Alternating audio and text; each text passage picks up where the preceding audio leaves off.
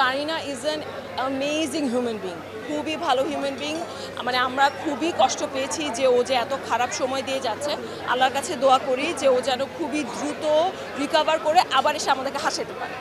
ওরকম স্পেসিফিক কেউ নাই, বিকজ সবার সাথে আমাদের মোরাললেস মানে ফ্রেন্ডশিপ ভালোই আছে। সো সবার সাথে দেখা হবে এটা চিন্তা করে ভালো লাগছে। রিসেন্টলি আমি খাবার দাবারও দেখা যাচ্ছে ডায়েট করা হচ্ছে, ওয়ার্কআউট করা হচ্ছে।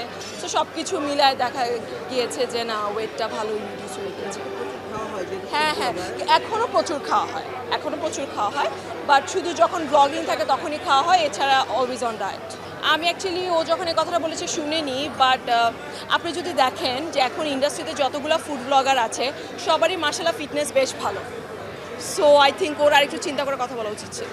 সামনের কাজে প্ল্যান হচ্ছে আমার ফিউচারে ফুড নিয়ে আরও বড় পরিসরে কাজ করার ইচ্ছা আছে। আর তাছাড়া হচ্ছে ট্রাভেল ব্লগিং করার অনেক ইচ্ছা আছে, যদিও ট্রাভেল ব্লগিং অনেক চ্যালেঞ্জিং, বাট ওখানে আরেকটু টাইম দেওয়ার ইচ্ছা আছে।